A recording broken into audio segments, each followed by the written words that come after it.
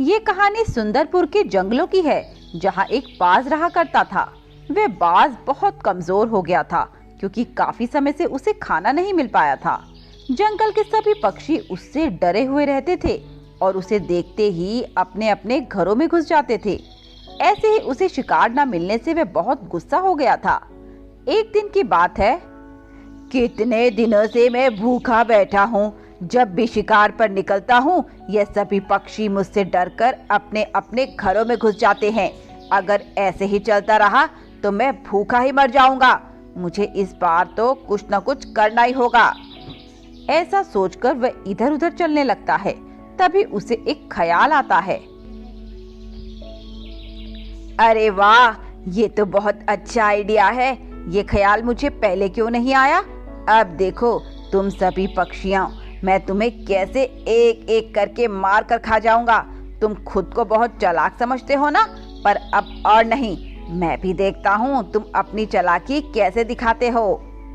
बाज आज थोड़ा सा खून अपने ऊपर लगाकर टीनू तोते के पास जाता है और उससे रोते रोते बोलता है, तोते, मुझे तुम्हारी मदद चाहिए। मेरी पत्नी का एक्सीडेंट हो गया है और उसे खून की बहुत ज्यादा जरूरत है, तो तुम मेरे साथ चलो। पर तुम्हारी पत्नी तो एक बाज है ना, और मैं एक तोता, तो भला मैं तुम्हारी पत्नी को कैसे खून दे सकता हूँ? टीनू तोते, मैं तुमसे सच कह रहा हूँ, तुम मेरा विश्वास करो। तुम्हें क्या लगता है मैं तुमसे झूठ बोल रहा हूँ? यह खून जो मेरे शरीर पर लगा हुआ है, यह सब दिखावा है। नहीं बाज भाई, मैंने ऐसा नहीं कहा। मैं तो बस तुमसे यूं ही पूछ रहा हूँ। देखो टीनू तोते, मुझे तुरंत तुम्हारे खून की जरूरत है। अगर तुम मेरे साथ चल सकते हो तो चलो, वरना मैं किसी और से मदद मांगने चला जाता हूँ। टीनू तोते को उसकी बात सुनकर उस पर तरस आ जाता है और वह उसकी मदद करने के लिए तैयार हो जाता है। ठीक है बाज, मैं तुम्हारी मदद करने के लिए तैयार हूँ। चलो, कहाँ चलना है? चलो, तुम मेरे साथ चलो। अब वो बाज टीनू तोते को अपने साथ एक जंगल में लेकर आ जाता है। जंगल बहुत सुनसान था, जिसे देखकर टीनू को बाज पर शक हो जाता है। ये तुम मुझे कहाँ ले आए हो? यहाँ तो कोई हॉस्पिटल नजर नहीं आ रहा। बेवकूफ, तुझे क्या लगता है मैं सच में तुझे किसी हॉस्पिटल में लेके जाऊंगा? नादान है तू, जो मेरी फितरत आज तक नहीं समझ पाया। बाज, तूने अच्छा नहीं किया। मैं तुझे छोड़ूंगा नहीं। टीनू कुछ कर पाता उससे पहले ही बाज उसे मार देता है और टीनू मर जाता है।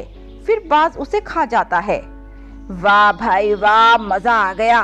कितने दिनों बाद आज पेट भर के भोजन मिला है। बस अब ऐसे ही मेरा नाटक चलता रहे और ये बेवकूफ पक्षी मेरी बातों में फंसते रहे, फिर मुझे कभी भी खाने की कमी नहीं होगी। अगले दिन बाज आज भी कोई योजना बना रहा था। कल तो तोते का शिकार कर लिया, अब किसका शिकार किया जाए? तभी उसे लाडो कबूतरी का ख्याल आता है और वे आज फिर अपने ऊपर खून के छींटे मारकर और रोंदी शक्ल बनाकर लाडो कबूतरी के पास जाता है। हाय रे, मैं तो बर्बाद हो गया, लुट गया। क्या हुआ बाज भाई, आप रो क्यों रहे हो? और ये खून के छींटे, ये कैसे? अरे मैं तुम्हें क्या बताऊं लाडो बहन, मैं तो कहीं का नहीं रहा।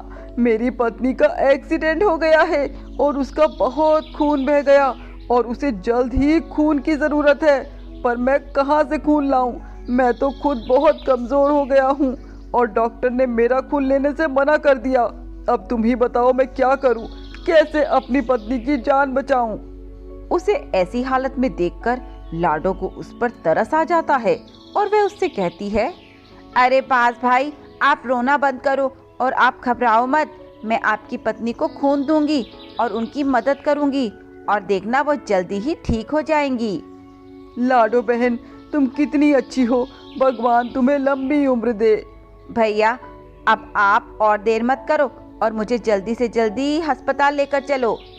ऐसा कहकर वे बाज लाडो कबूतरी को भी अपने साथ उसी जंगल में ले जाता है जहां उसने टीनू का खून किया था। लाडो जंगल को देखकर घबरा जाती है, और बाज से कहती है, भाई लगता है हम रास्ता भटक गए, हम गलत रास्ते पर आ गए हैं। गलत नहीं, एकदम सही रास्ते पे आए हैं। पर बाज भाई, मुझे तो यहाँ कोई अस्पताल नजर नहीं आ रहा। यहाँ कोई अस्पताल नहीं है और ना ही मेरी कोई पत्नी है जिसका एक्सीडेंट हुआ है। मैं तो तुम्हें यहाँ मारने के इरादे से आया हूँ। बाज, तूने ये अच्छा नहीं किया, तूने धोखे से मुझे फंसाया है। अब क्या धोखा, क्या ईमानदारी, मुझे इन चीजों से कोई फर्क नहीं पड़ता। मुझे तो सिर्फ अपने शिकार से मतलब है। ऐसा कहकर वह बाज उस लाडो कबूतरी को भी जान से मार देता है। ऐसे ही कई दिन गुजर जाते हैं। अब वो बाज रोज ऐसे ढोंग भरकर पक्षियों के पास जाता और उन्हें अस्पताल ले जाने के बहाने से मार कर खा जाता। अब वह बहुत मोटा भी हो गया था। अरे मुझसे अच्छी किस्मत तो किसी की नहीं हो सकती। मैं जो सोचता हूँ उसमें कामयाब जरूर होता हूँ। और ये पक्षी जो खुद को इतना चालाक और समझदार समझते हैं, क्या हुआ उनका? सब के सब बेवकूफ हैं। मैं जरा सा खून क्या लगाकर उन लोगों के सामने जाता हूँ, वो मेरी बातों में आ जाते हैं और अपना खून तक देने को तैयार हो जाते हैं। बहुत दिन हो गए किसी चिड़िया का मांस खाए हुए। मैंने कबूतर, तोता, बंदर, मैना सभी के मांस खा लिए, पर अब तक किसी चिड़िया का मांस नहीं खाया। क्या करूं, किसका शिकार करूं? तभी उसे टुनटुनी चिड़िया का ख्याल आता है। अरे मैं टुनटुनी के बारे में कैसे भूल गया, वो भी तो एक चिड़िया है। तो तैयार हो जा टुनटुनी चिड़िया, अगली बारी तेरी है। वहीं दूसरी तरफ टुनटुनी चिड़िया अपनी दोस्त लाडो कबूतरी की मौत से सदमे में थी। वो जंगल के पक्षियों से इसी सिलसिले में पूछताछ करती है। अरे मोंटी बंदर, तुम्हें पता है कि आखिरी बार लाडो कबूतरी किसके साथ देखी गई थी? देखो टुनटुनी, मैं इस बारे में कुछ नहीं जानता। मैंने तो कई दिनों से लाडो कबूतरी को देखा भी नहीं। तुम मुझे माफ करना, मैं इस बारे में तुम्हारी कोई मदद नहीं कर पाऊंगा। ठीक है मोंटी भाई, आपकी मदद के लिए शुक्रिया। टुनटुनी जंगल के पक्षियों की इस रहस्यमय मौत के बारे में सुनकर बहुत परेशान थी। अगली सुबह वह बाज टुनटुनी चिड़िया के पास चला जाता है और उस पर भी वही चाल चलता है जो उसने सभी पक्षियों पर चली थी। टुनटुनी बहन, मुझे तुम्हारी मदद की सख्त जरूरत है। बोलो, तुम मेरी मदद करोगी ना? अरे बाज भाई, आपके ऊपर ये खून, ये कैसे और कैसी मदद? टुनटुनी बहन मत पूछो, मेरे साथ जो हुआ है भगवान फिर से वो किसी के साथ ना करे। क्या हुआ बाज भाई, साफ साफ बोलो। टुनटुनी बहन, मेरी पत्नी का कार एक्सीडेंट हो गया है और इसकी हालत बहुत कमजोर है। डॉक्टर ने कहा है बहुत खून बह गया और अगर उसे समय पर खून ना मिला तो वह मर जाएगी। टुनटुनी को बाज की बातों पर शक सा होता है। बाज भाई, आप घबराओ मत, मैं हूं ना, मैं आपकी पत्नी को अपना खून दूंगी, बस आप मुझे 1 मिनट दो। ऐसा कहकर वह अपने घर के अंदर जाती है और कुछ समय के बाद बाहर आ जाती है। चलो बाज भाई, जल्दी चलो, वरना कहीं देर ना हो जाए। ऐसा कहकर टुनटुनी उस बाज के साथ चल देती है और कुछ दूर पहुंचने के बाद उसी जंगल में पहुंच जाती है। बेवकूफ टुनटुनी, मैं तो सोचता था कि तू बहुत समझदार है। तुझे जाल में फंसाना मेरे लिए आसान नहीं होगा, पर मैं गलत साबित हो गया। तू तो इस जंगल की सबसे बड़ी बेवकूफ निकली। तुझसे ज्यादा अकल से तो पैदल चिड़िया मैंने आज तक नहीं देखी। हंस ले बेटा, हंस ले, जी भर के हंस ले, क्योंकि तेरी ये आखिरी हंसी है। आज के बाद तू हंसने के काबिल तो क्या, सांस लेने के काबिल भी नहीं रहेगा। बाज टुनटुनी की ये बात सुनकर हैरान हो जाता है। कहना क्या चाहती हो तुम?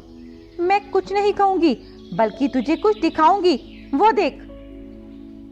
जंगल के सभी पक्षी वहां उड़कर पहुंच जाते हैं, जिसे देखकर बाज हैरान हो जाता है। ये सब कब और कैसे हुआ? ये तब हुआ जब मैं 2 मिनट के लिए अपने घर के अंदर गई थी। मैं पहले ही तेरी चाल समझ गई थी, इसीलिए मैंने जल्दी अपने दोस्तों को व्हाट्सएप पे एक मैसेज डाल दिया और मेरे पीछे पीछे आने को कहा, और देखो ये सब आ गए। प्लान तो अच्छा था।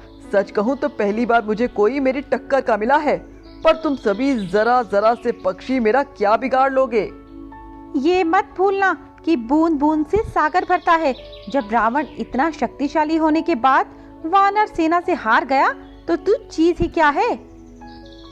बाज को उसकी बातें सुनकर बहुत गुस्सा आ जाता है और उन सभी पक्षियों पर वार करने लगता है।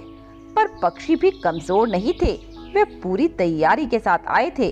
उन्होंने अपने बैग में पत्थर भर रखे थे जो उन्होंने उस चील पर फेंकना शुरू कर दिया और देखते ही देखते वह बाज पूरी तरह से जख्मी हो जाता है और अंत में मर जाता है। दोस्तों, ये मेरी या आपकी जीत नहीं है, ये जीत है बुराई पर अच्छाई की। सभी पक्षी टुनटुनी की सूझबूझ और समझदारी की तारीफ करते हैं।